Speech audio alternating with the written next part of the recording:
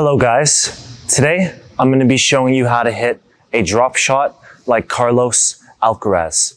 This shot seems very simple, but there's a few things that people commonly get wrong on this shot, and I'm going to show you what you may not have been doing before. So first, let's start with the forehand. A good drop shot means that we have a disguise to go with it. So you're going to get in your unit turn and act as if you're about to hit the shot. Now, this is very obvious, but this is where people get it wrong. Mistake number one, they open up the body. But this shot, it needs to be very precise and placed well. So you want to make sure that your torso is not moving at all. You want to keep it as stable as possible. It's almost like a volley. So when we go for this shot, you want to stay sideways. Another thing that needs to happen is you have to shorten your follow through. Essentially, a lot of people, they start playing Fruit Ninja with the racket and chopping at it way too much. And yes, you do want to hit underspin, and I'll show you what grip that you should be using in a second. But essentially, you need to stop the follow through like a jab. Another thing that needs to happen is at contact point, you need to keep your wrist up and fixed. You don't want a flimsy or loose wrist for this shot because, again, you just want to kind of stick it. And if your wrist is flimsy and loose, you're going to have a tough time aiming the shot. So you want to square your strings to the incoming ball, keep your wrist up, firm, and stop the follow through, almost like a jab.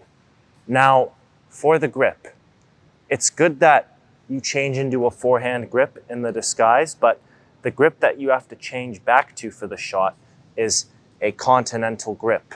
And for the forehand, this would be your ready position grip, and it's also your volley grip.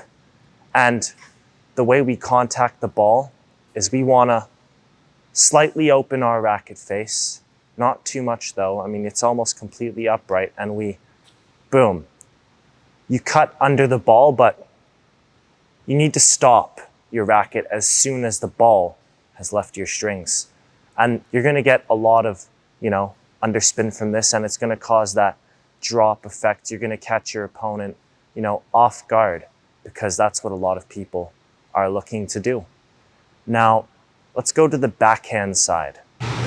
For the backhand, our mechanics are very similar.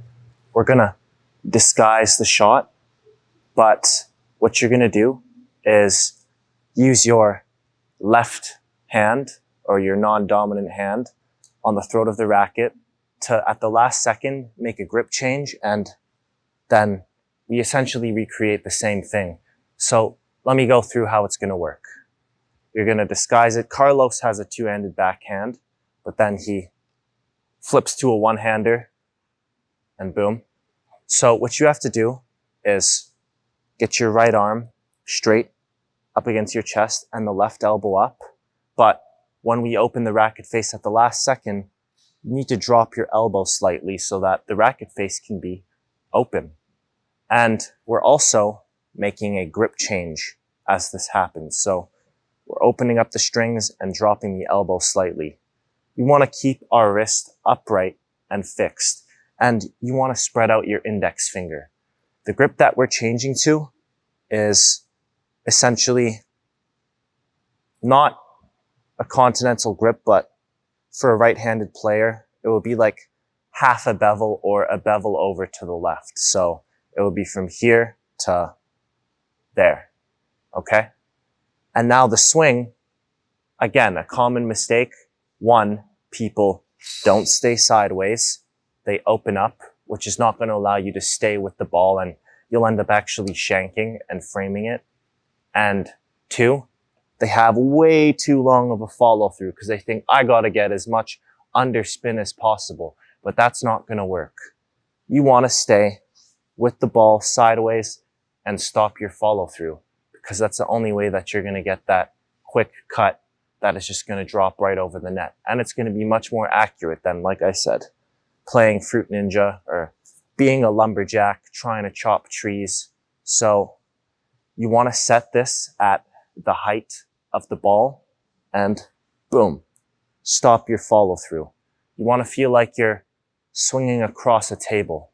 Get slightly under the ball and stop your racket. Don't keep going down, okay? I hope you enjoyed this video. I hope you found it informative, and please like and subscribe for more educational tennis videos. Thanks. If you want to win more matches at your club or have a system to teach to your own tennis students or your children, I have a complete tennis system which can be absorbed in an online module in less than a week. I've made the mistakes so that you don't have to. Over 13 years, I've spent over $100,000 of my own money finding the best tennis coaching, which is now my system, which is the fundamentals of modern tennis. And finding good tennis information isn't rocket science, but for some reason, it's very hard to find this information even at the most prestigious of tennis clubs. I promise that if you complete the course, go through the whole thing, you can become twice as productive on the tennis court in 30 days. The link will be down in the description. Check it out if you're interested. Ciao.